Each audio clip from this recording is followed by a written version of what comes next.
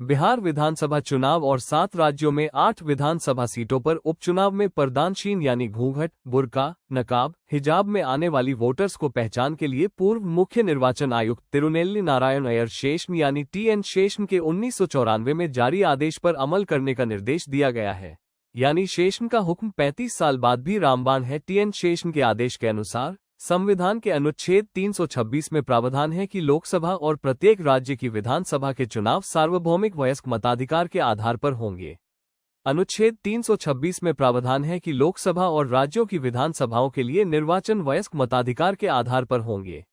लोकसभा और प्रत्येक राज्य की विधानसभा के लिए निर्वाचन वयस्क मताधिकार के आधार पर होंगे।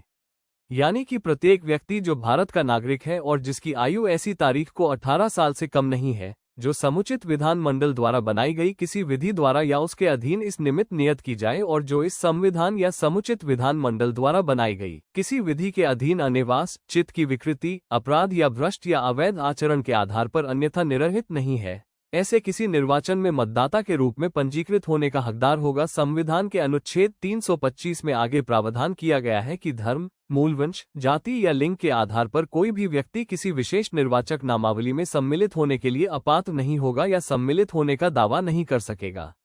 संसद के किसी सदन या किसी राज्य के विधानमंडल के किसी सदन या सदन के लिए निर्वाचन हेतु प्रत्येक निर्वाचन क्षेत्र के लिए एक सामान्य निर्वाचक नामावली होगी और कोई भी व्यक्ति केवल धर्म, मूल वंश, जाति, लिंग या इनमें से किसी के आधार पर किसी ऐसी नामावली में सम्मिलित होने के लिए अपात्र नहीं होगा या किसी ऐसे निर्वाचन क्षेत्र के लिए किसी विशेष निर्वाचक नामावली में सम्मिलित होने का दावा नहीं कर सकेगा। चुनावों में महिला वोटर्स की भागीदारी के इतने कम प्रतिशत के कई कारण हो सकते हैं। इनमें से कई कारण सामाजिक और धार्मिक वर्जनाओं के कारण हो सकते हैं, विशेष रूप से किसी विशेष समुदाय की पर्दानशीन महिलाओं या कुछ अन्य समुदायों की महिलाओं के बीच जो परिवार और गांव के बुजुर्गों की उपस्थिति में पर्दा प्रथा का पालन करती है, या कुछ आदिवासी क्षेत्रों में भावनात्मक कारणों के कारण हो सकते हैं, विशेष रूप से उत्तर पूर्वी क्षेत्र में। आयोग चुनावों में महिला वोटर्स की इतनी कम भागीदारी को लेकर बेहद चिंतित है। आयोग चाहता है कि ऐसे सभी कदम उठाए जाएं जिनसे ज्यादा से ज्यादा महिला मतदाता बिना किसी हिचकिचाहट के चुनावी प्रक्रिया में पूरी तरह से भाग ले सकें और चुनाव ज्यादा सार्थक और लोकतांत्रिक बन सके। विशेष रूप से आयोग ये सुनिश्चित करना चाहता है कि किसी भी महिला मतदाता को अपने मताधिकार से वंचित न किया जाए या उसके प्रयोग में बाधा न आए। मतदान केंद्र में किसी भी प्रकार की सुविधा की कमी के कारण, विशेष रूप से महिला वोटर्स की गोपनीयता, गरिमा और शालीनता का पूर्ण ध्यान रखते हुए पहचान या अमिट स्याही लगाने के मामले में किसी भी प्रकार की सुविधा की कमी के कारण, मतदान केंद्र में किसी भी प्रकार की सुविधा की कमी के कारण, विशेष रूप से महिला वोटर्स की गोपनीयता, गरिमा और शालीनता का पूर्ण ध्यान रखते हुए मतदान केंद्र में किसी भी प्रकार की सुविधा की कमी के कारण, मतदान केंद्र में किसी भी प्रकार की सुविधा की कमी के कारण, विशेष रूप से महिला मतदाताओं की पहचान या अमिट स्याही लगाने के मामले में किसी भी प्रकार की सुविधा की कमी के कारण, मतदान केंद्र में किसी भी प्रकार की सुविधा की कमी के कारण, विशेष रूप से महिला मतदाताओं की गोपनीयता, गरिमा और शालीनता का पूर्ण ध्यान रखते हुए निर्वाचन संचालन नियम 1961 के नियम 34 में विशेष रूप से प्रावधान है कि जहां मतदान केंद्र पुरुष और महिला दोनों वोटर्स के लिए है, वहां पीठासीन अधिकारी निर्देश दे सकेगा कि उन्हें मतदान केंद्र में बारी बारी से अलग अलग समूहों में प्रवेश दिया जाएगा।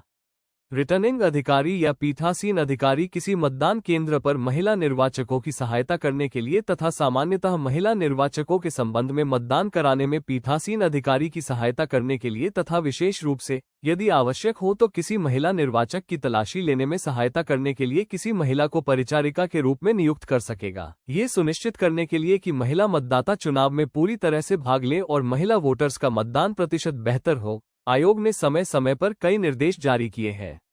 आयोग ने रिटर्निंग ऑफिसर्स के लिए हैंडबुक के अध्याय 2 में पहले ही निर्देश जारी कर दिए हैं कि जिन स्थानों पर एक ही भवन या परिसर में 2 मतदान केंद्र स्थापित हैं, वहां एक को पुरुषों के लिए और दूसरे को महिलाओं के लिए आवंटित करने में कोई आपत्ति नहीं है। आयोग ने आगे स्पष्ट किया है कि सामान्य मतदान केंद्रों में भी पुरुषों और महिलाओं के लिए अलग अलग कतारें बनाई जानी चाहिए।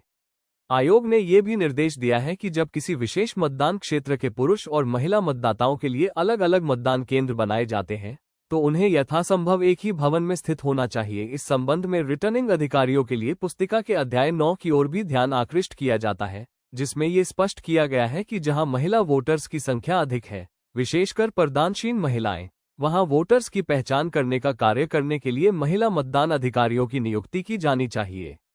ताकि सामाजिक या धार्मिक रीति रिवाजों के कारण महिलाओं के किसी भी वर्ग को रोका न जाए। मतदान केंद्रों में गोपनीयता और अन्य संरक्षित सुविधाओं के अभाव के कारण ही मताधिकार का प्रयोग करने से मना किया जाता है। आयोग ने पुस्तिका में निहित अपने निर्देशों को विस्तृत करते हुए ये दावा किया है कि मुख्य निर्वाचन अधिकारी, जिला निर्वाचन अधिकारी, रिटर्निंग अधिकारी, सहायक रिटर्निंग अधिकारी और पीठासीन अधिकारी की यह जिम्मेदारी होगी कि वे ये सुनिश्चित करें कि महिला वोटर्स के लिए जब भी आवश्यक हो, महिला कर्मचारियों की उपस्थिति में अपने मताधिकार का प्रयोग करने हेतु विशेष व्यवस्था की जाए। ऐसे क्षेत्रों और मतदान केंद्रों की तत्काल पहचान की जानी चाहिए।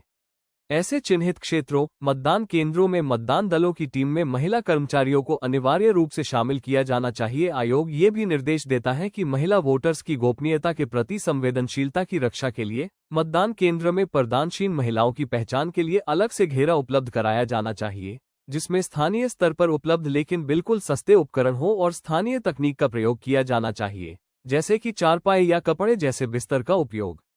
जहां महिला वोटर्स की संख्या काफी अधिक है, मान लीजिए 50% या इससे अधिक, और ऐसे क्षेत्रों में जहां बुर्का या पर्दा प्रथा सामाजिक प्रथा के रूप में प्रचलित है, ऐसे प्रत्येक मतदान केंद्र में कम से कम एक महिला मतदान अधिकारी होनी चाहिए।